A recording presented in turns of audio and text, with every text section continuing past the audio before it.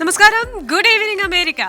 ഒരു പരമാധികാര രാഷ്ട്രത്തിന്റെ മേധാവിയെയും ഭാര്യയെയും രായ്ക്ക് രാമായണം മുറക്കറയിൽ കടന്ന് പിടിച്ചുകൊണ്ടുപോവുക, അമേരിക്കൻ കോടതിയിലെ വിചാരണയ്ക്ക് വിധേയരാക്കുക, ഈ വെനസ്വേല ഞാനിങ് എടുക്കുക എന്ന് ലോകത്തോട് വിളിച്ചു പറയുക, അതൊന്നും പോരാഞ്ഞ് കൊളംബിയയും ഗ്രീൻലൻഡും ഒക്കെ എനിക്ക് വേണമെന്ന് പറയുക, ഒരു ചെറിയ കുട്ടിയെ പോലെ ബാലിശമായി പെരുമാറാമോ അമേരിക്ക പോലൊരു രാഷ്ട്രത്തിന്റെ തലവനെന്ന് ചോദിക്കുന്നവരുണ്ട്.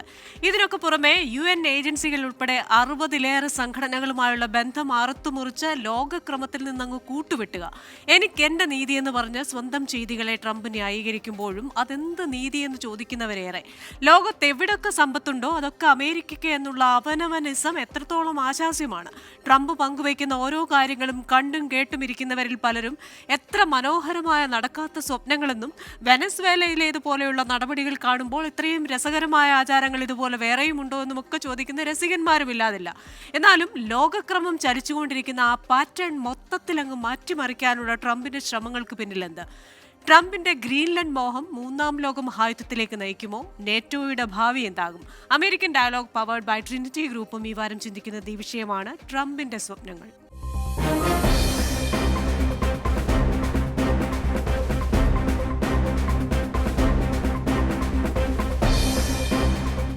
ഇന്നത്തെ എന്റെ അതിഥികൾ കൺസർവേറ്റീവ് ആക്ടിവിസ്റ്റും Florida Lee county Republican party committee മെമ്പറുമായ Vincent Xavier Palathinkal, Houston chapter IPCNA മുൻ പ്രസിഡന്റും ഹാർവസ്റ്റ് TV ഡയറക്ടറുമായ ജോയ് തുമ്പമൺ, രാഷ്ട്രീയ നിരീക്ഷകൻ നിർമ്മൽ എബ്രഹാം എന്നിവരാണ്. എല്ലാ അതിഥികൾക്കും എല്ലാ പ്രേക്ഷകർക്കും American dialogue powered by Trinity ഗ്രൂപ്പിലേക്ക് സ്വാഗതം. അതിഥികളിലേക്കാണ് ആദ്യം ശ്രീ വിൻസെന്റ് സേവ്യർ പാലത്തിങ്കലിലേക്കാണ്.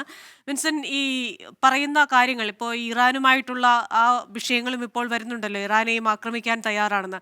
ഒരു ഘട്ടത്തിൽ നൊബേൽ പുരസ്കാരം തനിക്ക് വേണം, ലോകമെമ്പാടും സമാധാനം പുനഃസ്ഥാപിക്കാനുള്ള ശ്രമത്തിലാണ് താൻ എന്ന് പറയുന്ന അതേ ട്രംപ് തന്നെ ഇത്തരം ചെയ്തികളിലേക്ക് പോകുമ്പോൾ എന്താണ് അതിൽ നിന്ന് നമ്മൾ മനസ്സിലാക്കേണ്ടത്? ഈ രാജ്യമായത്, ആ രാജ്യമായതിന്റെ ചരിത്രം മനസ്സിലാക്കാതെ നമ്മൾ സംസാരിക്കുന്നത് കൊണ്ടാണ് ഇപ്പൊ ക്രിസ്റ്റ്യൻ പറഞ്ഞതുപോലെയുള്ള വലിയ അതിക്രമമായിട്ടൊക്കെ നമുക്ക് ഇതിനെ തോന്നുന്നത്. So if you talk about the formation of America and the expansion of America and what ever it has become, ഇത് പൈസ കൊടുത്ത പർച്ചേസിൽ കൂടിയും വാറുകളിൽ കൂടിയും കൊമേഴ്സിൽ കൂടിയാണ് ഈ അമേരിക്ക എന്ന് പറയുന്ന ഒരു മഹാരാജ്യം, ഒരു മഹാസാമ്രാജ്യം ഇവിടെ ഉണ്ടായത്. ഫർഗെറ്റ് അബൌട്ട് ദ കോളനീസ്, അത് ബ്രിട്ടന്റെ കോളനീസ് ആയിരുന്നു. അത് നമ്മൾ ഇൻഡിപെൻഡൻസ് വാറിൽ കൂടി എല്ലാ കോളനീസുകളിൽ കൂടി മാറിയതാണ്. അത് വിട്ടേക്കാം. Think about everything else. After that 1803 Louisiana purchase. Canada തുടങ്ങി Gulf of Mexico, Gulf of America, ഇന്ത്യയിൽ വിളിക്കുന്ന ഗൾഫ് ഓഫ് മെക്സിക്കോ വരെ നീണ്ടു കിടന്ന Louisiana, Thomas Jefferson as the president purchase from France. At that time, it was considered such a stupidity. Now look at, like 1/3 of America is Louisiana Purchase. Florida in 1890, where I live right now, it belonged to Spain, and treaty war, it became part of America in 1819. Texas in 1845, US just annexed Texas from Mexico, and then there was a discussion and all that, and US paid some money to Mexico. Then Mexican cession, almost 50% of the Mexico was annexed with the US in the war, in the 1848 war. California, Nevada, Utah, Arizona, Colorado, Wyoming, all of that, parts of Wyoming, all of that, this was Mexican territory. It was joined in 1848. Gadsden Purchase, again southern Arizona and New Mexico, 1853. It's a purchase, they paid for it. Alaska, 1867, from Russia. Again, it was considered such a stupid idea at that time. But right now, look at America's oil reserves. Most of it is sitting in Alaska. Hawaii in 1898, that was kind of the last of the, it is the 50th state of the US. Again, annexed after coup by the US. So, ഈ America എന്ന് നിങ്ങൾ വിളിക്കുന്ന ഈ ഒരു രാജ്യം, നിങ്ങൾ കേൾക്കുന്ന ഈ മഹാവാല്യൂസിനപ്പുറം, നമ്മളിപ്പം സിനിമയിലൊക്കെ കേൾക്കുന്ന മുന്നിലാക്കി ചോദിക്കുന്നത് പോലെ വാഷിംഗ്ടൺ DC-യിൽ നിന്നും മയാമിയിലേക്ക് എന്ത് ദൂരം എന്നൊക്കെ ചോദിക്കുമ്പോൾ നമുക്ക് തോന്നുന്ന ആ ഫൺ, അമേരിക്കൻസ് കാണിക്കുന്ന തമാശകൾ, ഫൺ, ഹോളിവുഡ് മൂവീസ്, ഇതിനെല്ലാം അപ്പുറം ഇതൊരു സാമ്രാജ്യമായതിന് പിന്നിലൊരു ചരിത്രമുണ്ട്. ആ സാമ്രാജ്യമായ ചരിത്രത്തെ അല്ലെങ്കിൽ അതിനുള്ള കാരണങ്ങളെ ചലഞ്ച് ചെയ്യാൻ ഇന്ന് വേറെ ഫോഴ്സസ് ആർ കേപ്പബിൾ. നാച്ചുറലി ഈ അമേരിക്കയുടെ ഫ്യൂച്ചറിൽ അമേരിക്ക നമ്പർ 1 ആയിട്ട് ഇരിക്കണം എന്ന് ആഗ്രഹിക്കുന്ന ഒരു അമേരിക്കൻ പ്രസിഡന്റും അമേരിക്കയുടെ ഫ്യൂച്ചറിൽ അമേരിക്ക ലീഡ് ചെയ്യണമെന്ന് ആഗ്രഹിക്കുന്ന ഫ്യൂച്ചറിൽ, ബിക്കോസ് അമേരിക്ക ലീഡ് ചെയ്തില്ലെങ്കിൽ പിന്നെ ലീഡ് ചെയ്യാൻ പോകുന്ന ആരാ നമുക്കറിയാം.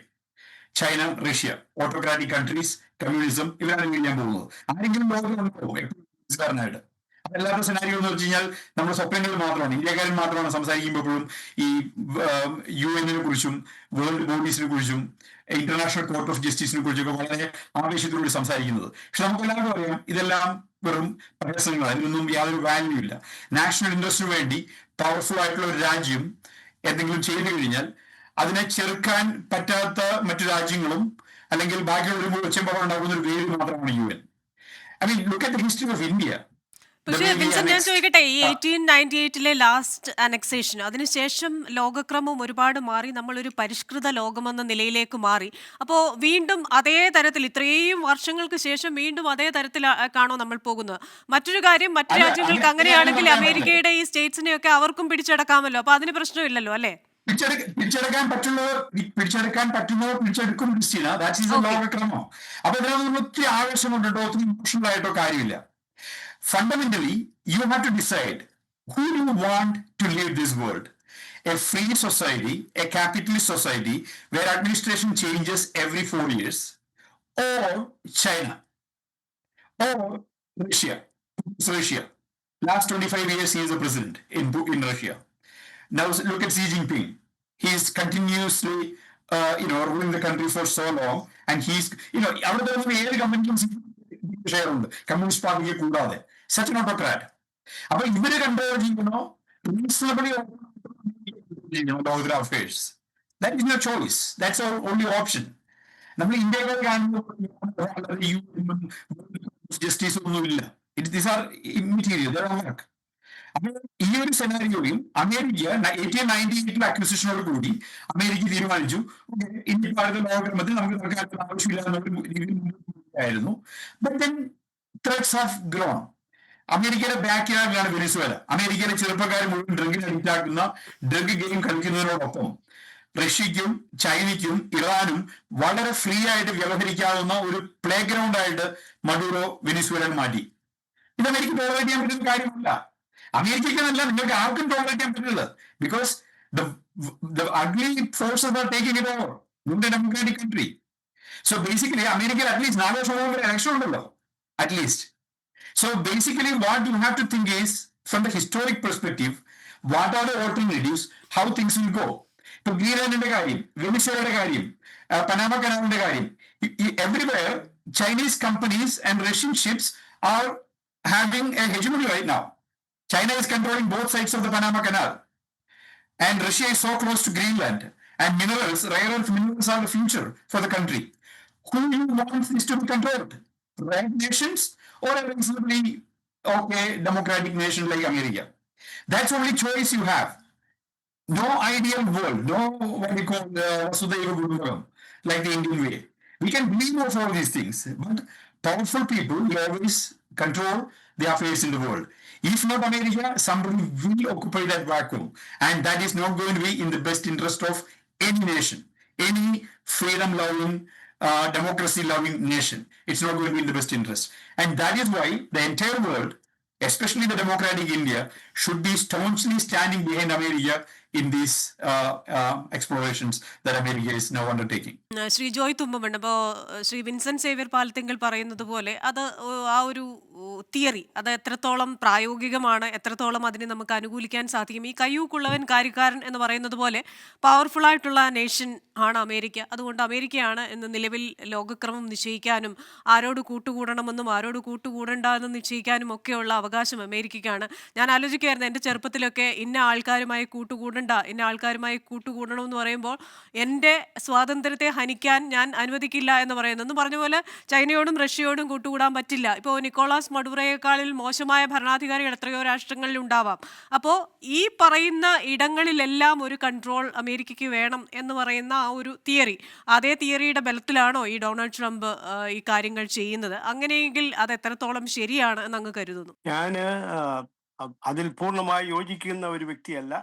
അമേരിക്കയെ സ്നേഹിക്കുകയും അമേരിക്കൻ പ്രസിഡന്റിനോട് വളരെ ബഹുമാനമുള്ള ഒരു വ്യക്തിയാണ്. എങ്കിൽ തന്നെയും ഒരു പരമാധികാര രാഷ്ട്രത്തിന്മേല് അധിനിവേശം നടത്തുവാനുള്ളതായ അധികാരം വേറൊരു രാഷ്ട്രത്തിന് ഇല്ല എന്നുള്ളതായ ഒരു ചിന്താഗതി ഞാൻ വെച്ചു പുലർത്തുകയാണ്. വെനിസ്വേലയിൽ നടന്നു തന്നെ ഒരർത്ഥത്തിൽ ഒരാവശ്യമാണെങ്കിലും അത് ലോക ജനങ്ങളെയും ലോകരാഷ്ട്രങ്ങളെയും വളരെയധികം ആശങ്കയിലെ ആഴത്തിലേക്ക് കൊണ്ടുവന്നിരിക്കുകയാണ്. ഒരു പരമാധികാര രാഷ്ട്രം എന്ന നിലയിൽ അമേരിക്ക വേറൊരു രാഷ്ട്രത്തെ കയറി ആക്രമിക്കുകയോ അതിന്മേൽ അധിനിവേശം നടത്തുകയോ ചെയ്യുന്നത് തികച്ചും ശരിയായ ഒരു കാര്യമല്ല. എന്നാൽ ട്രംപ് ഇപ്പോൾ വെനിസ്വേലയിൽ ചെയ്യുന്നത് താൽക്കാലികമായി ആ രാജ്യം പിടിച്ചെടുത്തതിന് ശേഷം അവിടുത്തെ ഓയിൽ റിഫൈനറീസും ഓയിൽ മിനറൽസും എല്ലാം ഡെവലപ്പ് ചെയ്തതിന് ശേഷം അത് മടക്കി കൊടുക്കുവാനുള്ളതായ ഒരു ശ്രമം മാത്രമാണ്. വളരെയധികം വർഷങ്ങളായിട്ട് വെനിസ്വേല എന്ന് പറയുന്ന സമ്പന്ന രാഷ്ട്രം പുരോഗമന ചിന്താഗതിയും കമ്മ്യൂണിസ്റ്റ് ചിന്താഗതിയുടെയും അടിമത്തത്തിലായതുകൊണ്ട് അത് നശിച്ചുകൊണ്ടിരിക്കുകയാണ്. അതുകൊണ്ടാണ് ട്രംപ് ഇങ്ങനെയുള്ളതായ കാര്യം ചെയ്തു എന്നുള്ളതാണ് ഞാൻ മനസ്സിലാക്കുന്നത്. എന്താണ് നമുക്ക് കാണുവാൻ കഴിയുന്നത്? സർജിക്കൽ സ്ട്രൈക്ക് എന്ന് പറഞ്ഞ പോലെ യാതൊരു വിധമായ ആളപായങ്ങളോ യാതൊരു വിധമായ പ്രയാസങ്ങളോ ഇല്ലാതെ രാത്രിയിൽ ഉറങ്ങിക്കിടന്ന മെറോഡയെയും നിക്കോളാസ് മെറോഡയെയും പത്നിയെയും ആ സ്റ്റീൽ കൊട്ടാരത്തിനുള്ളിൽ നിന്ന് പിടിച്ചു വലിച്ച് ന്യൂയോർക്കിലേക്ക് കൊണ്ടുവന്ന് ജഡ്ജിമാരുടെ മുമ്പിൽ നിർത്തത്തക്കവണ്ണമുള്ളതായ ഒരു വലിയ സൈനിക ബലം അമേരിക്കയ്ക്കുണ്ട്. അമേരിക്കയുടെ ലക്ഷ്യം ഒരുപക്ഷെ അവിടുത്തെ ഓയിലോ അവിടുത്തെ മിനറലോ എന്നുള്ളതിനേക്കാൾ അമേരിക്കയിലുള്ളതായ ലക്ഷ്യമെന്ന് പറയുന്നത് ചൈന തുടങ്ങിയ രാജ്യങ്ങൾ മയക്കുമരുന്നും വളരെയധികം മയക്കുമരുന്നുകൾ ഈ സ്ഥലത്തേക്ക് അയച്ചതിന് ശേഷം വെനിസ്വേലയിൽ നിന്ന് ധാരാളം കള്ളക്കടത്ത് മയക്കുമരുന്നുകൾ അമേരിക്കയിലേക്ക് വന്നിട്ട് ഏതാണ്ട് 1700-ലധികം 170,000 ആളുകളാണ് ഒരു വർഷം അമേരിക്കയിൽ മയക്കുമരുന്നിന്റെ ചൈനയിൽ നിന്ന് ഇറക്കുമതി ചെയ്യുന്ന മയക്കുമരുന്നിന്റെ അധീനതയിൽ ഈ ജീവൻ നഷ്ടപ്പെടുന്നത്. പക്ഷേ ഈ വെനിസ്വേലയിൽ നിന്ന് വരുന്നതിലേറെ മയക്കുമരുന്ന് വരുന്നത് മെക്സിക്കോയിൽ നിന്നൊക്കെയല്ലേ? മെക്സിക്കോയിലൂടെയും വെനിസ്വേലയിലൂടെയുമാണ് ക്രിസ്റ്റീന അത് കടത്തിക്കൊണ്ടുവരുന്നത്. എന്നാൽ വെനിസ്വേലയ്ക്ക് വളരെയധികം പങ്കുണ്ട്. വെനിസ്വേലയെ വളരെയധികം സമയങ്ങൾ ട്രംപും മറ്റുള്ള ഭരണകൂടങ്ങളും വാണിംഗ് കൊടുത്തതാണ്. അതൊന്നും അനുസരിക്കാതെ ചൈനയിലേക്ക് ഓയിൽ കടത്തിക്കൊണ്ടു പോയിട്ട് അവിടെ നിന്ന് മയക്കുമരുന്ന് കൊണ്ടുവന്ന് അമിത ലാഭത്തിന് 10, 20, 100 ഇരട്ടി ലാഭത്തിന് അമേരിക്കയിലേക്ക് കൊണ്ടുവന്നിട്ട് അമേരിക്കയിലെ യുവജനങ്ങളെ മുഴുവനും നശിക്കുന്ന ഒരു പ്രതീതിയാണ് വെനിസ്വേലയ്ക്കുള്ളത്. എന്നാൽ ഞാൻ ഗ്രീൻലാൻഡിനെ കുറിച്ച് പറയട്ടെ. ഗ്രീൻലാൻഡ് എന്ന് പറയുന്ന ഒരു രാജ്യം, ഗ്രീൻലാൻഡ് എന്ന് കേൾക്കുമ്പോൾ നമ്മൾ വിചാരിക്കും വളരെയധികം മനോഹരമായ ഒരു സ്ഥലമാണത്, ഗ്രീൻ കൊണ്ട് നിറഞ്ഞിരിക്കുന്ന ഒരു സ്ഥലമാണ്. എന്നാൽ അവിടുത്തെ ജനസംഖ്യ നോക്കുന്നത് 70,000-ൽ താഴെയാണ് ഗ്രീൻലാൻഡിലുള്ളതായ ജനസംഖ്യ എന്ന് പറയുന്നത്.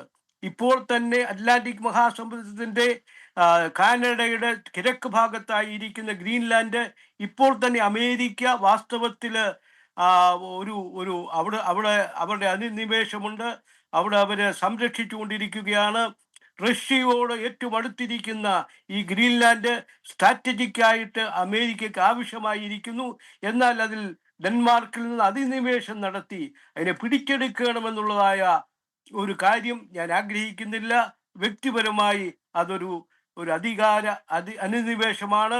അങ്ങനെയെങ്കിൽ നമുക്ക് പറയാമല്ലോ, റഷ്യ യുക്രൈൻ പിടിച്ചെടുക്കുവാനായി ശ്രമിക്കുന്നു. അവിടെയുള്ള ധാതുക്കൾ ഞങ്ങൾക്ക് വേണമെന്ന് പറഞ്ഞുകൊണ്ട് റഷ്യക്ക് അത് പിടിച്ചെടുക്കാം. അല്ലെങ്കിൽ തൈവാന് ഞങ്ങൾക്ക് ആവശ്യമാണ്, അവിടെ കമ്പ്യൂട്ടർ ചിപ്സ് ഒക്കെ വളരെ ഉണ്ടാക്കുന്നു, അതുകൊണ്ട് തൈവാൻ ഞങ്ങൾക്ക് ആവശ്യമാണെന്ന് പറഞ്ഞുകൊണ്ട് ചൈന അത് പിടിച്ചെടുക്കാമല്ലോ. ട്രംപിന്റെ അധിനിവേശം ലോക ജനങ്ങൾ മുഴുവനും ജാഗ്രതയോടുകൂടിയാണ് നോക്കുന്നത്. ഒരു മൂന്നാം ലോകമഹായുദ്ധത്തിന്റെ മുന്നോടിയാണോ എന്ന് പോലും ചില ആളുകൾ പറയാറുണ്ട്. എന്നാൽ എൻ്റെ ചിന്ത എന്ന് പറയുന്നത് ഈ സ്ട്രാറ്റജിക് പൊസിഷൻസ് കീപ്പ് ചെയ്തുകൊണ്ട് make America best, America great again എന്ന് പറഞ്ഞുകൊണ്ട് താൻ അതിനെ പരിരക്ഷിക്കുവാനായി ശ്രമിക്കുകയാണ് അല്ലാതെ ഇതൊരു അധിനിവേശം അല്ല എന്നുള്ളതാണ് എൻ്റെ ചിന്ത.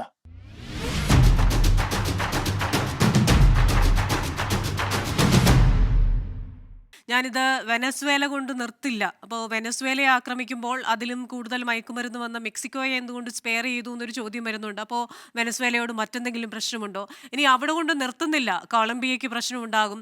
ഗ്രീൻലാൻഡ് എനിക്ക് വേണം എന്ന് പറയുന്നു. അപ്പോൾ ഗ്രീൻലാൻഡ് വേണം എന്ന് പറയുമ്പോൾ സ്വാഭാവികമായും ഡെൻമാർക്ക് അതിനെ എതിർക്കും. ഡെൻമാർക്ക് അതിനെ എതിർക്കുമ്പോൾ നേറ്റോയുടെ ഭാവി എന്താകുമെന്നൊരു ചോദ്യം വരും. 1949 12 രാജ്യങ്ങളിൽ സ്ഥാപക രാജ്യങ്ങളിൽ ഒന്നാണ് ഡെൻമാർക്ക്. അപ്പോൾ ഈ ആർട്ടിക്കിൾ 5 അനുസരിച്ചിട്ട് നേറ്റോയിലെ ഒരു സഖ്യത്തിലെ ഒരു രാജ്യത്തെ ആക്രമിച്ചു കഴിഞ്ഞാൽ ബാക്കി രാജ്യങ്ങൾ അതിനെതിരായി പോരാടണം എന്നുണ്ട്. അപ്പോൾ ഇങ്ങനെ വരുമ്പോൾ അത് വീണ്ടും ഒരു യുദ്ധത്തിലേക്ക് പോകാനുള്ള ഒരു സാഹചര്യം ഉണ്ടാകുമോ? നേറ്റോ ഇനി എങ്ങനെ വിഭാവനം ചെയ്യപ്പെടും? ഓരോ ഓരോ സ്ഥലമായിട്ട് എടുത്തു കഴിഞ്ഞാൽ ഇപ്പൊ ഗ്രീൻലൻഡിന്റെ കേസിൽ ശരിയാണ്. ഗ്രീൻലൻഡിൽ ട്രംപ് ഫോഴ്സ് ഉപയോഗിച്ചു കഴിഞ്ഞാൽ നേറ്റോയ്ക്ക് ഇടപെടാം. പക്ഷെ അതിന് മുന്നേ ഓരോരോ കേസായിട്ട് എടുക്കും. ഇപ്പം മെക്സിക്കോയുടെയും വെനസ്വേലയുടെയും കേസ് പറഞ്ഞു. പക്ഷെ അതിലൊക്കെ കൂടുതൽ ലോകത്ത് തന്നെ ഏറ്റവും കൂടുതൽ കൊക്കെയിൻ ഉത്പാദിപ്പിക്കുന്ന സ്ഥലമാണ് കൊളംബിയ. ഏകദേശം ലോകത്തെ 70% കൊക്കെയിനും അവിടെ നിന്ന് വരുന്നത്. അമേരിക്കയിലെ 90% കൊക്കെയിനും അവിടെ നിന്ന് വരുന്നത്. അത് വരുന്ന വഴി വെനസ്വേലയും അത് ആ ഡ്രഗ്സ് ഉപയോഗിച്ച് പൈസ ഉണ്ടാക്കുന്ന കാർട്ടൽസ് മെക്സിക്കോയിലുമാണ് എന്നുള്ളൊരു വ്യത്യാസം മാത്രം. പക്ഷെ അതുകൊണ്ട് തന്നെ ഇത് മൂന്നൊരു ത്രെട്ടാണ്. മാത്രമല്ല ഒരുപാട് ഇല്ലീഗൽ ഇമിഗ്രൻസിന്റെ കേസ് നമുക്ക് കഴിഞ്ഞ ഒരു 5-6 വർഷത്തെ കണക്കെടുത്ത് നോക്കി കഴിഞ്ഞു കഴിഞ്ഞാൽ 10 മടങ്ങല്ല, ഒരു 20 ഇരട്ടിയായിട്ട് മാറിയിട്ടുണ്ട് അവിടുത്തെ ഇഷ്യൂസ് കാരണം, പ്രത്യേകിച്ച് വെനിസ്വേലയിലൊക്കെ. ഇപ്പം കൊളംബിയ മെക്സിക്കോയുടെ കേസിൽ ഡ്രഗ് കാർട്ടൽസ് അല്ലെങ്കിൽ കൊക്കെയിന്റെ ഒക്കെ ഉത്പാദനം എന്നുള്ളതാണ് റീസൺ എങ്കിൽ വെനസ്വേലയുടെ കേസിൽ നേരത്തെ ശ്രീ വിൻസെന്റ് സേവ്യർ പാലത്തിങ്ങൾ സൂചിപ്പിച്ച പോലെ ഒരു സിറ്റുവേഷൻ ഉണ്ട്. അപ്പൊ നമുക്കത് ഒന്നുകൂടെ കണക്ട് ചെയ്യാൻ പറ്റുന്നത് എങ്ങനെയാണെന്ന് വെച്ച് കഴിഞ്ഞാൽ ശ്രീലങ്കയുടെ കേസ് എടുത്താൽ മതി. ശ്രീലങ്ക എക്കണോമിക്കലി തകർന്നു നിൽക്കുന്ന, ഇതേപോലെ തന്നെ കറൻസിയുടെ വാല്യൂ ഇടിഞ്ഞു നിൽക്കുന്ന, കറണ്ട് ഇല്ലാതെ വെള്ളമില്ലാതെ ഒക്കെ പൊക്കോണ്ടിരിക്കുന്ന ഒരു അവസ്ഥ. ആ സമയത്ത് ചൈന ഒരുപാട് കോടിക്കണക്കിന് ഡോളർ കൊടുക്കുന്നു, എന്നിട്ട് പൈസ കൊടുക്കുന്നു. അതിനുശേഷം ഇവർക്ക് തിരിച്ചടയ്ക്കാൻ കഴിയില്ല എന്ന് മനസ്സിലാകുന്നു. പതുക്കെ ഹമ്പൻടോട്ട പോർട്ട് അവരുടെ കയ്യിലായി. 99 വർഷത്തേക്ക് നമ്മുടെ തൊട്ടടുത്താണ്, ഇന്ത്യൻ ഓഷ്യനിൽ നമ്മുടെ ട്രേഡ് റൂട്ടാണ്, നമ്മുടെ രാജ്യത്തിന് തൊട്ടടുത്താണ്, കേരളത്തിന് തൊട്ടടുത്താണ്. അപ്പൊ നമ്മൾ അതിനെക്കുറിച്ച് ഡിസ്കഷൻസ് നടത്തിയിരുന്നു. പക്ഷെ മോദി ട്രംപ് അല്ലാത്തത് കൊണ്ടും ഇന്ത്യ അമേരിക്ക അല്ലാത്തത് കൊണ്ടും നമ്മൾ അവിടെ ഒന്നും ആക്ട് ചെയ്തില്ല എന്ന് മാത്രം. പക്ഷെ ഇന്നും അതൊരു ത്രെറ്റ് ആയിട്ട് നിലനിൽക്കുന്നു.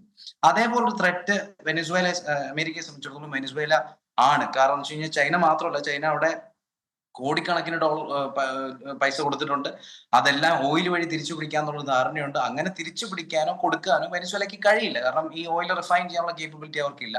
അതുകൊണ്ട് ഈ പൈസ തിരിച്ചു കൊടുക്കാൻ പറ്റില്ല. ഇപ്പൊ നാച്ചുറലി ഹമ്പൻടോട്ട പോർട്ട് പിടിച്ച പോലെ അവിടെ ഒരു ഓപ്പറേഷണൽ ബേസ് വേണമെന്ന് ചൈന ആവശ്യപ്പെടും. അങ്ങനെ ഒരു ഓപ്പറേഷണൽ ബേസ് വന്നു കഴിഞ്ഞാൽ അമേരിക്കയ്ക്ക് ത്രെറ്റ് ആവും. അത് താഴത്തെ കേസ്. ഇനി മേലോട്ട് പോയി കഴിഞ്ഞാൽ ഗ്രീൻലൻഡ് അങ്ങനെ ഒരു ത്രെറ്റ് ആണോ എന്ന് ചോദിച്ചു കഴിഞ്ഞാൽ നിലവിൽ ത്രെറ്റ് അല്ല. പക്ഷെ ത്രെറ്റ് ആയേക്കാമോ എന്ന് ചോദിച്ചാൽ തീർച്ചയായിട്ടും ആയേക്കാം എന്നൊരു സിറ്റുവേഷൻ ഉണ്ട്. അപ്പോൾ അവിടെയും ട്രംപ്, ഞാൻ വിശ്വസിക്കുന്നത് ഇപ്പൊ അടുത്തത് ഗ്രീൻലൻഡ് ആയിരിക്കും അല്ലെങ്കിൽ അടുത്തത് മെക്സിക്കോ ആയിരിക്കും എന്ന് പറയുമ്പോൾ അവിടെ പോയി ഒരു സർജിക്കൽ സ്ട്രൈക്ക് നടത്തി ലീഡറിനെ കിഡ്നാപ്പ് ചെയ്തുകൊണ്ട് വരുമെന്ന് എനിക്ക് തോന്നുന്നില്ല. പകരം അദ്ദേഹത്തിന്റെ ഒരു നെഗോഷിയേഷൻ ടാക്ടിക് ആയിട്ട് വേണമെങ്കിൽ കാണാം. കാരണം വെച്ച് കഴിഞ്ഞാൽ ഇതിനകത്ത് ഗ്രീൻലൻഡ് ഒരു തരത്തിലും അടുക്കുന്നില്ല എന്നുണ്ടെങ്കിൽ ട്രംപ് നമ്മുടെ അടുത്ത് പറഞ്ഞ പോലെ 500% ടാരിഫ് ഇടുന്നു പറഞ്ഞിട്ട് ഇപ്പൊ 50% ടാരിഫ് ഉണ്ട് എന്ന് പറഞ്ഞ പോലെ ഞാൻ അങ്ങ് എനിക്ക് തരണം അല്ലെങ്കിൽ ഞാൻ ആക്രമിച്ചെടുക്കും എന്ന് പറയുമ്പോഴത്തേക്ക് ഒരു പക്ഷേ അദ്ദേഹം ആഗ്രഹിക്കുന്നത്, ഇപ്പൊ അവിടെ ഓൾറെഡി എയർബേസ് ഉണ്ട്, സ്പേസ് ഉണ്ട്. അതായത് പിറ്റഫിക് എന്ന് പറഞ്ഞ ഒരു എയർബേസ് അവിടെ ഉണ്ട്. അവിടെ അമേരിക്ക സ്ട്രെങ്തൻഡ് ആണ്. പക്ഷെ അത് ഫർദർ എക്സ്പാൻഡ് ചെയ്യാൻ ഒരു ആഗ്രഹം ട്രംപിന് കാണും, സെക്യൂരിറ്റി റീസൺസ് കൊണ്ട്. അപ്പൊ അവിടെ ഒരു ഓപ്പറേഷണൽ ബേസ് വേണം, അത് എക്സ്പാൻഡഡ് ആയിരിക്കണം എന്നൊക്കെ ആഗ്രഹിക്കുന്നുണ്ടായിരിക്കും. അതിലേക്ക് ഗ്രീൻലൻഡ് അടുത്തോട്ട് വരാൻ വേണ്ടി ഇത് ഒരു പക്ഷെ ഇട്ട് നോക്കുന്നതായിരിക്കാം എന്ന് വേണമെങ്കിൽ നമുക്ക് കരുതാം. അല്ലാതെ അത് പെട്ടെന്ന് ഒരു ഇൻവേഷൻ നടത്തി ഗ്രീൻലൻഡ് സ്വന്തമാക്കുമെന്ന് എനിക്ക് തോന്നുന്നില്ല. പിന്നെ ഓൾറെഡി ശ്രീ വിൻസെന്റ് സേവ്യർ പറഞ്ഞ പോലെ തന്നെ ഇപ്പൊ അദ്ദേഹം താമസിക്കുന്ന ഫ്ലോറിഡ അല്ലെങ്കിൽ ലൂയിസിയാന, എടുത്തു ഇഷ്ടംപോലെ ടെക്സസ്, അലാസ്ക, ഇങ്ങനെ ഇഷ്ടംപോലെ സ്റ്റേറ്റ്സ് അനക്സ് ചെയ്തതാണ്. അപ്പൊ അത് ലീഗലി പോസിബിൾ ആണെന്ന് ചോദിച്ചു കഴിഞ്ഞാൽ ലീഗലി പോസിബിൾ ആണ്. പക്ഷെ അതിലൊരു വ്യത്യാസം, ഒരു കാര്യത്തിൽ മാത്രം ഞാൻ ഡിഫർ ചെയ്യുന്നു രണ്ട് പാനലിസ്റ്റുകളും പറഞ്ഞത്. അതായത് നമുക്ക് ഒരിക്കലും ഒരു ബ്ലാങ്കറ്റ് സ്റ്റേറ്റ്മെന്റ് ആയിട്ട് അധിനിവേശം നടത്താം അല്ലെ അനക്സ് ചെയ്യാം എന്ന് വിശ്വസിക്കുന്ന ഒരാളല്ല ഞാൻ. അത് തീർച്ചയായിട്ടും ഇന്റർനാഷണൽ ലോയുടെ വയലേഷൻ ആണ്. അമേരിക്ക അത് ചെയ്യുന്നുണ്ടെങ്കിൽ നാളെ അത് ചൈന ചെയ്യുമ്പോഴും റഷ്യ ചെയ്യുമ്പോഴും മറ്റേത് രാജ്യം ചെയ്താലും നമ്മൾ ഉൾപ്പെടെ കണ്ണടച്ച് നിൽക്കേണ്ട ഒരു സിറ്റുവേഷൻ വരും. അതുകൊണ്ട് അതിനെ സപ്പോർട്ട് ചെയ്യുന്നില്ല. പക്ഷെ ഒരു വേറൊരു രീതി ചിന്തിച്ചാൽ ഇപ്പൊ വെനിസ്വേലയെ സംബന്ധിച്ചിടത്തോളം അങ്ങനെ തന്നെയാണ് ആ രാജ്യം നിന്നിരുന്നെങ്കിൽ ആ രാജ്യത്തിനും അവിടുത്തെ ജനങ്ങൾക്കും എന്തായിരിക്കും അവസ്ഥ എന്നുള്ളത് കഴിഞ്ഞ ഒരു 20 വർഷത്തിൽ നമ്മൾ കണ്ടാണ്. 2017 കണക്കനുസരിച്ച് ഏകദേശം ഇൻഫ്ലേഷൻ, നമ്മുടെ നാട്ടിൽ 6% ഇൻഫ്ലേഷൻ എന്ന് പറഞ്ഞ് നമ്മൾ കരയുകയാണ്. വെനിസ്വേലയില് മദൂറോയുടെ കീഴിൽ 7.5 lakh% ഇൻഫ്ലേഷൻ വന്നിട്ടുണ്ട്. അതിൽ 10 ലക്ഷം ശതമാനത്തിന് മേലെ ഇൻഫ്ലേഷൻ വന്നിട്ടുണ്ട്. അതായത് ഒരു ഗ്ലാസ് വെള്ളം കുടിക്കാൻ സ്വന്തം വീട് വിൽക്കേണ്ട സിറ്റുവേഷൻ വന്നിട്ടുണ്ട്. അങ്ങനെ ആളുകൾ താമസിക്കും. അതുകൊണ്ടാണ് നമ്മൾ കണ്ടത് അവർ സന്തുഷ്ടരായിട്ട് കണ്ടത്. അവർ ഹാപ്പിയാണ്, അവർ സെലിബ്രേറ്റ് ചെയ്യാണ് മദൂറോയെ പിടിച്ചുകൊണ്ട് പോയത്. പക്ഷെ ഇതൊരിക്കലും ലീഗലിയോ അല്ലെങ്കിൽ എത്തിക്കലിയോ പ്രാക്ടിക്കലിയോ ശരിയാണെന്ന് ഞാൻ കരുതുന്നില്ല. പക്ഷെ അമേരിക്കയെ സംബന്ധിച്ചിടത്തോളം ഒരു ഇഷ്യൂ എന്ന് പറഞ്ഞു കഴിഞ്ഞാൽ യൂണിപോളാർ ലോകത്ത് നിന്ന് ഒരു മൾട്ടിപോളാർ ലോകം വരുന്നു. പക്ഷെ ആ വരുന്ന ആളുകൾ അവർക്ക് തീർച്ചയായിട്ടും ഡാമേജിങ് ആണ്. റഷ്യയും ചൈനയും ഇവരുടെ ചുറ്റും മേളിലും താഴെയുമായിട്ട് ഇവര് ഓപ്പറേഷണൽ ബേസ് സ്ഥാപിച്ചു കഴിഞ്ഞാൽ നാളെ അമേരിക്കയ്ക്ക് ത്രെറ്റ് ആവും. അപ്പൊ ഇന്ന് കാണുന്നതിലും വലിയൊരു ഇഷ്യൂ നാളെ ഉണ്ടായേക്കാം. അത് ഒഴിവാക്കാൻ വേണ്ടി ശക്തമായ ഭാഷയിൽ ട്രംപ് ശ്രമിക്കുന്നു. പക്ഷെ വെനിസ്വേല നടത്തിയ പോലെ ഒരു സ്ട്രൈക്ക് ഗ്രീൻലൻഡിലോ അല്ലെങ്കിൽ മെക്സിക്കോയിലോ നടത്തുമെന്ന് വിചാരിക്കുന്നില്ല. അപ്പോൾ ഒരു വശത്ത് റഷ്യയോട് യുക്രൈനെ ആക്രമിക്കരുതെന്ന് പറയുമ്പോഴും ഇത്തരത്തിലുള്ള ചില നടപടികൾ ട്രംപിന്റെ ഭാഗത്തു നിന്നുണ്ടാകുന്നു. അപ്പോൾ ഇനി വെനസ്വേലയുടെ ഭാവി എന്തായിരിക്കും അതുമായി ബന്ധപ്പെട്ട് ട്രംപിന്റെ മനസ്സിൽ, ഗ്രീൻലാൻഡുമായി ബന്ധപ്പെട്ട് എന്തായിരിക്കും ട്രംപിന്റെ മനസ്സിൽ, എന്തായിരിക്കും അദ്ദേഹത്തിന്റെ ഒരു ഭാവി പരിപാടി, ഇനി വരും ആഴ്ചയിൽ എന്തൊക്കെ കാര്യങ്ങളാണ് നടക്കാനുള്ളൊരു സാധ്യത? അപ്പൊ ഇനി സംഭവിക്കാൻ പോകുന്നത് ട്രംപ് പതുക്കെ എൻകറേജ് ചെയ്ത് അമേരിക്കൻ ഓയിൽ കമ്പനീസിനെ അവിടെ കൊണ്ടുവരും. And then they will start going back, they will start refining this again, and he will sell the product according to the international standards, and that will be used beneficially for America, definitely, because America is investing this money, and you want to get the money back, and for the Venezuelan people, instead of some limited number of individuals enjoying the fruits of the oil that the country has.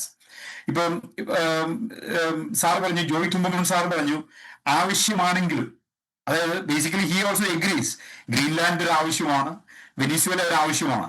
ആവശ്യമാണെങ്കിൽ നമ്മൾ അങ്ങനെ ചെയ്തത്. അങ്ങനെയല്ല ട്രംപിന്റെ സ്റ്റൈലൊക്കെ അല്ല, ആവശ്യമാണെങ്കിൽ അത് ചെയ്യുക എന്നുള്ളതാണ്.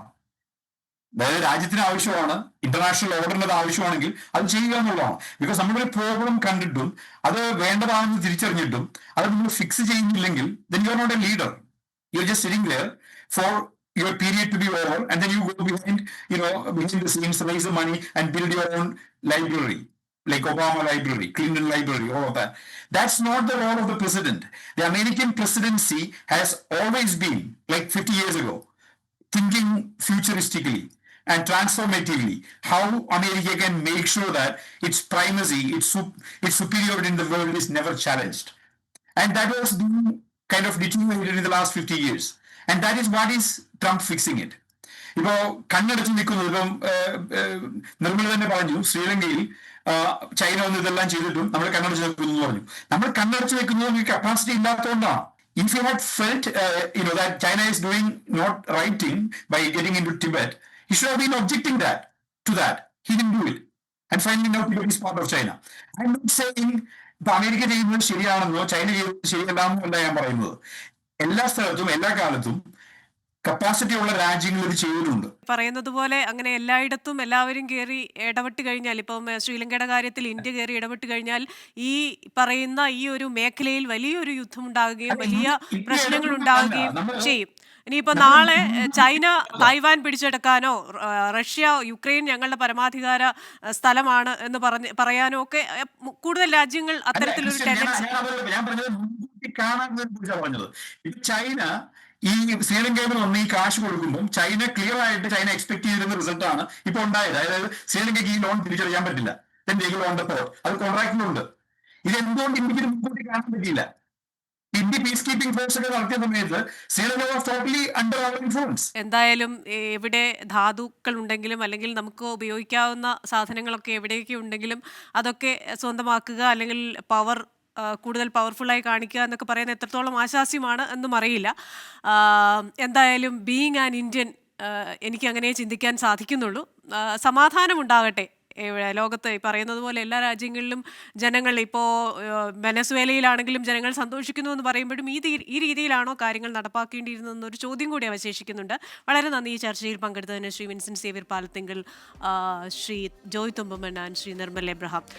അപ്പോൾ എന്തായാലും ഇനി വരുന്ന ആഴ്ചകളിൽ എന്തൊക്കെയായിരിക്കും ട്രംപിന്റെ അടുത്ത അജണ്ട എന്നുള്ള കാര്യങ്ങൾ നമ്മൾ നോക്കിക്കാണേണ്ടിയിരിക്കുന്നു. ഒപ്പം തന്നെ ഈ തീരുവ വിഷയത്തിൽ സുപ്രീം കോടതിയുടെ വിധി എന്തായിരിക്കും എന്നതും ഇതുവരെ വന്നിട്ടില്ല. അല്പസമയത്തിനകം, കുറച്ച് മണിക്കൂറുകൾക്കുള്ളിൽ അതും വരും. അപ്പോൾ ഈ കാര്യങ്ങളെയൊക്കെ എങ്ങനെ ട്രംപ് നേരിടും, പുതിയ വഴികൾ എന്തൊക്കെയായിരിക്കും, എല്ലാ ദിവസവും എഴുന്നേറ്റ് വരുന്ന ഓരോ സർപ്രൈസുമായിട്ടാണല്ലോ. അപ്പോൾ കമ്മിങ് സൂൺ മോർ സർപ്രൈസസ് എന്ന പ്രതീക്ഷയിൽ ഈ ചർച്ചയുടെ അവസാനിപ്പിക്കുകയാണ്. American dialogue powered by Trinity group. അടുത്തയാഴ്ച വീണ്ടും കാണാം വേറൊരു വിഷയവുമായി. Till then stay safe.